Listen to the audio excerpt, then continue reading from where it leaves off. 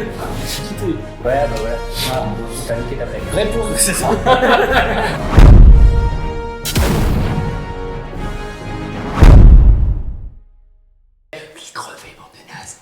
La B et la D. Et la D. Et c'est parce qu'il y a des schtroumpfs, comme vous dites BD. Ah. Bonjour à tous et bienvenue dans la consulte quiz. Et nous avons donc Audrey, notre coprésentatrice, Bienvenue. qui est médecin généraliste, on n'a pas dit la première fois. L'équipe des Furieux, pour un retour, ils ont gagné la précédente épisode. Mais ouais. Voilà, bravo, ils sont que deux, ils ont réussi. Mais on les a défoncés. Ils les ont défoncés. Il l'avait déjà dit avant que tu allais les défoncer. Bien sûr. 7 contre 6, là c'est le match retour. Est-ce que vous êtes en forme? Ouais. On va les défoncer. Vous allez les défoncer? Et ben alors c'est parti pour honneur aux gagnants. Ah. Voilà. C'est sympa. Hein, c'est très sympa. Honneur aux gagnants. Qui c'est qui l'a fait celle-là? On a longtemps pensé que chez les femmes hystériques, l'utérus se baladait dans le corps. C'est pas un pléonasme ça? Comment? Femme hystérique, ça. Femme hystérique, ça. Ça fera plaisir à beaucoup de femmes, je pense. Stéphane. Donc qui joue bientôt à Colmar son spectacle Les 39 marches. Toutes les femmes hystériques qui seront C'est ça. contre toi pourront venir te voir. Bien sûr, je fais beaucoup d'humour. Donc alors comment a-t-on traité ces femmes? Réponse 1. On les mettait en isolement pendant 6 mois au couvent, chez les curés. On les opérait pour attacher l'utérus. On leur disait de faire beaucoup l'amour avec leur mari, qui était très content du coup, et on faisait aussi brûler de l'ail et du miel devant son entrejambe. Et sinon, on leur stimulait le clitoris, mais comme c'était fatigant, on a inventé le vibromasseur. Ouais. Bah, couvent déjà. Et je suis sûr que c'est patriarcat, les maris, ils s'éclataient quoi. Alors là, il faut le deuxième. Les sexes avec le mari. Le sexe avec le mari. Oh, Ah non. ouais? Sérieux? Il y avait effectivement le sexe avec le mari et ils ont réellement créé un vibromasseur parce qu'ils en avaient marre, parce qu'ils faisaient une vraie stimulation en fait avec le doigt et au bout d'un moment ils ont dit tiens on va trouver plus. Voilà. Ah, bah, On les mettait aussi en psychiatrie. Là. et- Ouais, c'était aussi un On les psychiatre. internait. On a fait plein. Très, très violent. On a un micro quand même. Super Paul Nord. C'est clair. On met un- Quand on manque C'est de mieux. sommeil, on risque. D'être obèse ou légèrement enrobé. Des accidents de travail, de voiture ou de ski, comme Schumacher. On risque des hallucinations graves. Bon, c'est cool chez certains artistes, mais pas tout le monde. Ou on risque des rhumes. Bon, ça c'est Fois bien, quatre. hein, on va pas à l'école, mais. On a plusieurs solutions là. On est d'accord. Ouais. Ah, voilà. Et ben, Oui, je vous ai pas dit, mais dans les QCM, vous êtes Bah, des la fois plusieurs deuxième, solutions. sûr. la première, la deuxième et la quatrième. Ouais, vas-y. tape. La Attends. première, la deuxième et la quatrième. Bravo! C'est pas mal, bravo. Exceptionnel. Encore, alors un demi de plus pour la performance. Parce qu'elle a eu les 3 quand même. On leur accorde un demi de plus ou pas? Allez, Allez-y. pour que faire C'est vraiment gentil, hein. Sympa le repousse, ce truc-là. Je vois pas d'où il vient celui-là, mais bon. On est Ah, mais pas Fais une performance comme ça, il en reparle. Et donc il y a un petit bémol sur l'hallucination. En fait, il faut quand même 2-3 jours de suite de manque de sommeil consécutif pour qu'il y ait des hallucinations. Les Ah, donc autres on aurait sont... pu le mettre. Comment ok, on aurait pu le mettre. Non, parce que là on parle d'un sommeil chronique. Ah oui, c'est d'accord. quand pendant des mois, voire, voilà, tu Oui. es en privation de sommeil en dessous de 6 heures. Là, c'est sur une seule nuit. On a un manque de sommeil sur une seule nuit. On est dans les risques des 3 risques qu'on a indiqués. Non, pas une seule nuit, il en faut quand même pas mal. Ouais. Une seule nuit, tu as l'immunité par exemple, tu as 70% d'immunité en moins sur une seule nuit de 6 heures. En fait, ils n'ont pas fait d'études là-dessus, c'est juste qu'ils ont interrogé les gens qui ont eu des gosses. Voilà. Du coup, ils ont eu ça. Ouais, c'est ça aussi. Il a quel âge? 6 mois. Oh, mon pauvre vieux. Ah, c'est pour eux, ça. lui. L'argent colloïdal est un désinfectant local plutôt efficace. Utilisé depuis l'Antiquité, ses bienfaits oraux, eux, ne sont pas prouvés. D'autant que ce n'est pas sans conséquence. Quel problème occasionne-t-il? Donc le fait de prendre ça par voie orale. Réponse 1, ça provoque chez 15% des gens une diarrhée de 10 jours, donc une déshydratation qui est très dangereuse. Ça fait chier, c'était bien comme produit. 2, il fait muer la voix des femmes, des hommes vers une tonalité féminine. C'est pour ça que la communauté homo en a beaucoup consommé dans les années 70. Réponse 3, il rend les rangs riches, d'où le dicton « l'argent fait le bonheur », dicton que l'on attribue à Midas, le type qui change les pneus. Réponse 4, il colore la peau en bleu, ce qui a inspiré Peyo, le dessinateur belge des Schtroumpfs, car sa mère en prenait, mais serait-ce une légende? diarrhée, on a vu de l'amour. La B et la D. Ouais. On va dire la B. Moins la B, voix. On va dire moins la B. voix et la peau. La B et la D. Et la D. Et c'est parce qu'il y a des schtroumpfs que vous dites BD. Ah, joli. Un demi-point pour l'humour. Elle est jolie, voilà. On est d'accord, Audrey, un demi-point pour l'humour. Les points pour l'humour sont toujours récompensés. C'est normal. Et donc la bonne réponse, c'est colore la peau en bleu et je vous donne une image Bien. de la personne. Ah Donc on voit le avant et le après. Ah oui, effectivement. Et en fait, pour la petite histoire, je sais plus pourquoi il prenait ce traitement. Il est devenu bleu et rien à foutre, il a continué à faire ça toute Et seule. c'est jamais reparti? Non. C'est-à-dire qu'il a gardé sa pigmentation. C'est définitif, ouais. Et le pire, c'est que on sait que ça marche pas. Enfin, par voie orale, ça marche pas. Et du coup, c'est comme ça qu'est né le grand schtroumpf.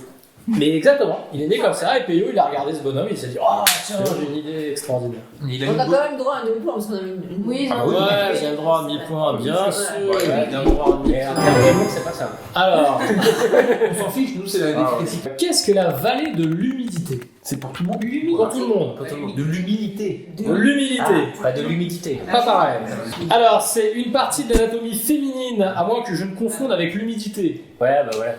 On t'a niqué ta blague. Réponse, c'est ça. Putain, je la prépare en amont. Je nique ma blague. Un niveau de bien-être en sophrologie, mais il faut déjà avoir au moins la ceinture verte. Une partie d'un biais cognitif qui est très très courant pour ceux qui ont un cerveau, encore qu'on se demande parfois. Réponse 4, le fait de ne pas savoir ce qu'a le patient. Oui, c'est moche, mais ça arrive des fois. Non, ça marche pas. Ça marche pas. Non mais vous attendez pas. Attends, vous attendez pas. Là, vous attendez. Voilà. On va voir. On est où? C'est pas grave, vous allez vous tromper. Alors, qu'est-ce que c'est? Le biais cognitif. Ah, bravo. Bravo. C'est ça? Si. Oui, c'est ça, bien sûr. Bravo, parce que c'est ça. De jouer. Non, on avait réfléchi. Hein. Ah ouais? Vous avez réfléchi comment vous avez quoi? Donc c'est l'idée qu'entre la confiance et la compétence, il y a la montagne de la stupidité. C'est des gens qui ne connaissent rien, mais qui sont certes sûrs d'eux. Ça, on en connaît tous beaucoup, qui sont comme ça. Je connais. Tu connais? Et au fur et à mesure qu'ils montent en compétence, qu'ils comprennent un petit peu le sujet, en tout cas ils apprennent, on appelle ça la vallée de l'humidité, parce qu'ils se rendent compte qu'effectivement, ils n'ont pas beaucoup de conséquences, de compétences. Même les gens qui sont experts, ils n'arrivent pas au niveau de ceux qui sont tellement sûrs d'eux. Ah ouais, c'est incroyable le. Ouais, c'est rigolo. Ça fait peur parce que. C'est pour nous ou on peut pas. C'est pour vous. Ah voilà, ça tient donc. Pourquoi les barbiers ont-ils une enseigne rouge et bleu? Vous savez, en spirale comme ça. On voit sur la photo. Ah ouais. Le rouge représentait le peuple et le bleu les aristocrates. Ça signifiait que tout le monde était bienvenu chez eux. Ils pratiquaient les saignées, le rouge représentait le sang et le bleu les bandages. Ancêtres du drapeau de la Révolution française, cela signifiait leur patriotisme et ils se battaient sur les barricades avec ce qu'ils avaient, des lames de rasoir. Ce sont juste des couleurs primaires qu'adorait la femme du coiffeur le plus célèbre du XIIIe siècle. C'est grave stylé et ondulé, ça ressemblait aux cheveux de cette femme.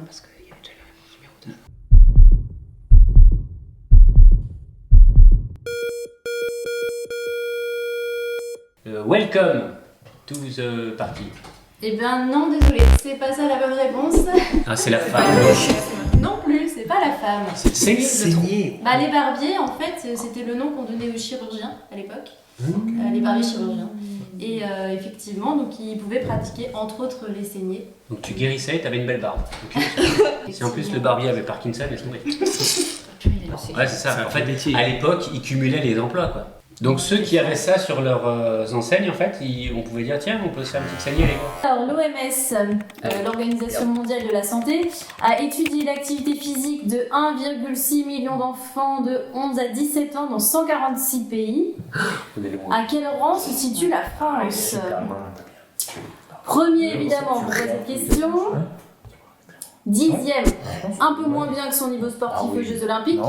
146. 54e, oui bon, ça va, on sait que les jeunes bougent pas trop.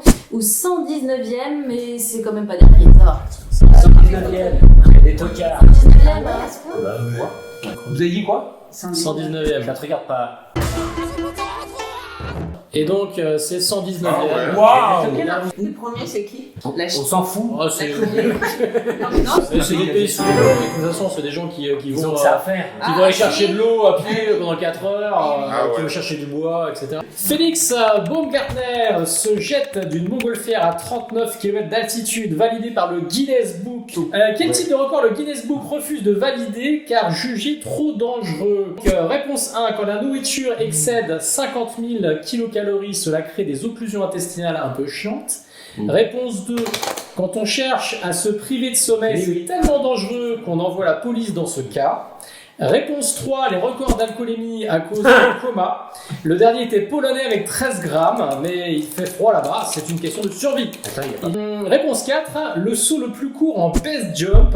Après, c'est dégueu, faut nettoyer le sol, avec le mec qui se crache, l'amour de la bolognaise, etc. Et 3, 2, 1, top. Ah, c'est bon. Bravo. Voilà. le sommeil. Bah, Bravo, c'est une bonne réponse. Donc ça, c'est un youtubeur qui a voulu battre le record sans dormir, donc il a fait ça en temps réel. Et YouTube a arrêté l'émission en temps réel, et ils ont envoyé la police. Donc pour qu'ils arrêtent de faire. ah, C'est c'est juste trop dangereux. Pour sa santé. Par contre, le mec quand même qui saute à 39 km, qui prend 30 G, qui va à 1300 km/h, qui se prend le tour de son, qui fait comme ça, donc, comme une chiffre molle. Nous, on le laisse faire. Mais la pire torture pour un homme, c'est ne pas dormir. c'est un pas d'armes. Ah oui, C'est une torture. C'est à long terme, quoi. Le mec à 1300, il aura pu se désintégrer dans tous les sens. Ah oui. Hein. Ouais. Après, c'est une torture, certes. Ouais, je le connais pas, le mec. Mais... Non. Alors, d'après les études de référence de White et Green, pour 1000 personnes exposées à un problème de santé, n'importe lequel, combien vont consulter un médecin? C'est une étude qui date de quelques années. De 60. Pas de bêtises. En fait, c'est une étude des années 60. Ça a été repris dans les années 2000. Oui, ça a été repris. C'est White qui a fait au départ. Il a fait ça sur des Anglais et sur aux États-Unis. Et après, ça a été repris. Mais de toute façon, même 40 ans plus tard, ils avaient à peu près les mêmes chiffres. Ouais. Et c'est donc aujourd'hui. Ouais, c'est encore, Mais voilà. c'est encore valable. On considère que c'est valable encore. Ah, sur 1000, oui, pardon. Quand vous avez une bonne réponse, vous pouvez buzzer. Qu'est-ce qu'il est rapide! Allez, on va dire à 50 près sur 1000. 50 à 50 près. Combien t'as dit? 50. 50 sur 1000. Ouais. Consulte un médecin. Ouais. Non, C'est ils votre Ils sont plus Non, hypochondriaques. Ouais, mais tu... Ok, bah alors 500. Allez, Faites un choix. faites un choix. Et vous auriez dit combien? Non, là on les laisse 350. qui donne le réponse. C'est ça, On gagne. 250. 380. Elle aurait. Là, si tu regardes, donc sur 1000 personnes, t'en as 800 qui ressentent au moins symptômes, 327 qui éprouvent un besoin de soins, 217 qui consultent un médecin. Seulement la moitié de ceux qui consultent le médecin reçoivent des soins. Si, ouais. T'en as la moitié de ceux qui reçoivent des soins qui vont voir un avis complémentaire ou une médecine alternative. T'en as que 2% finalement qui fait une consultation externe à l'hôpital. Et t'en as 8 hospitalisés, dont un en CHU. Donc grosso modo, quand la majorité des gens ont des douleurs, bah, ils vont plutôt bien en fait. Mais bon, le problème c'est ceux qui vont pas bien, faut être sûr qu'ils n'aillent pas bien. Oui, oui. Bah, nous, c'est vrai qu'on voit le diagramme en médecine, mais pas pour ça. Pour expliquer que les patients qu'on voit à l'hôpital, c'est un tout petit pourcentage de tous ceux qui vont pas bien. Et qu'il ne faut pas penser que c'est une généralité. C'est toujours Un problème grave, c'est rare. C'est vrai que tous ceux qui ne consultent pas vont aller en pharmacie. oui. L'automédication. C'est vrai. L'automédication, ouais, on oublie qu'il y a de l'automédication. Alors, dernière question collective. Ah, attendez, je fais. Eh, lui triche. Attendez. Ça va pas du tout être rapide. Hein. Je vous préviens tout de suite, il va falloir que vous réfléchissiez 2 secondes.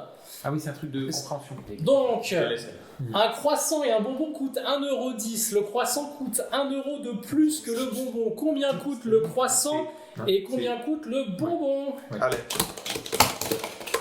Voilà. Alors, Et les croissants 1,05 et les bonbons 0,5. bravo. 0,05. Alors là, ça vaut 2 points, ça, quand même. Ouais, 2 Oui, points. ça vaut 2 points. Hein. On est d'accord, Maître Audrey? Ah, je demande tout de suite. Vous pouvez répéter la question? Et donc maintenant, nous allons faire un test de force.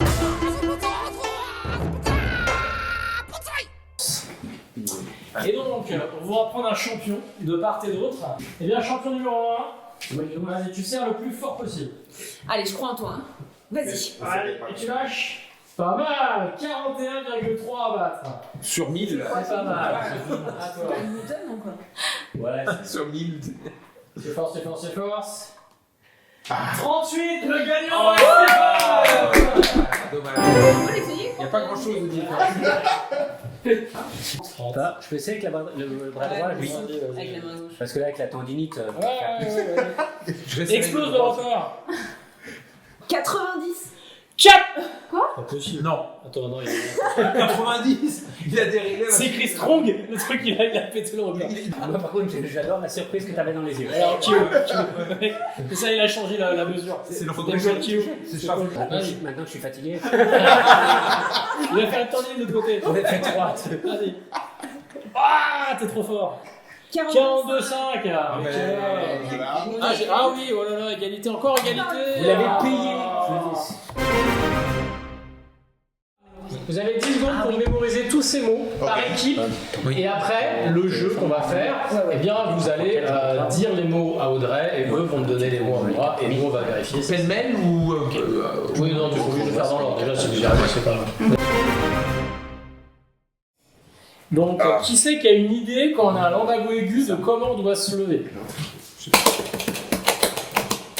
Alors, vas-y, Pando. Moi, je proposerais déjà de partir le plus droit possible, le plus en avant de la chaise, mettre les mains sur les genoux Ok. et venir se pencher sur la pointe des pieds comme on peut. Ouais. Et ensuite, Les genoux pliés. redresser. Ok. Première réponse. Deuxième réponse. Ouais, c'est à peu près ça. En fait, la majorité des lumbagos aigus sont des contractions musculaires. Avec une grosse contracture musculaire sur les muscles postérieurs, si vous faites ça, vous tirez sur les muscles. Donc vous créez de la douleur. Donc l'idée, c'est pas de faire ça. Et tout le monde fait ça en fait.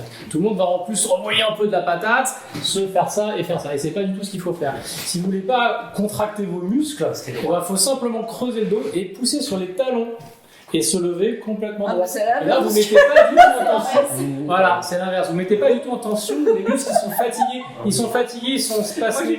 Donc, il faut pas les contracter. Il faut pas les tirer dessus. Il faut pas leur tirer dessus. Tu peux refaire.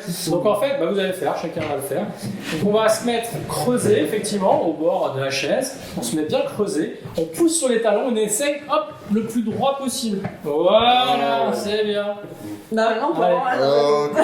Allez, on essaie, on voit. Vous le faites, l'équipe, les acousticiens, tous en même temps. 1, 2, 3. 1, 2, 3. Ouais, Et c'est c'est pas bien, fait. c'est bien. Ouais, il y en a qui sont là, c'est pas si facile. Les furieux, on y va? Exactement. Voilà. C'est un peu- En fait, on peut s'amuser à dire voilà, tu essaies de pousser sur ma main et pousser vertical. Vas-y. Parfait. Et bien le jour où vous avez un lambago aigu, ça peut vous aider parce que si vous tirez tout le temps en permanence en vous levant, en étant comme ça penché en avant, vous créez forcément un spasme en permanence et du coup vous récupérez moins vite. Donc ça c'est une bonne astuce. Du coup personne n'a eu la réponse, du coup vous allez chacun jouer et dire à Audrey les 7 mots et me dire à moi les 7 mots. Tu m'as dit quoi? Les autres Ouais, bravo. Salut maman. Nous en avons 6. Ah ouais? Ah ouais? Et le point viendra, voilà. Voilà. Donc on a dit, vous allez à l'EHPAD et eux ils sont bons. Non, Bien. bravo. Bravo à tous. J'ai eu du courage de jouer contre nous. Eh bien, on vous remercie tous de votre participation, de votre bonne humeur. Merci Audrey d'être venue collaborer. Voilà, le mot de la fin. Merci, c'était sympa. Et bah, à la prochaine Merci. émission, je pense. Ça marche. Merci, salut. Au revoir. Ouais, très bien. Alors, c'était bien? Très, très sympa.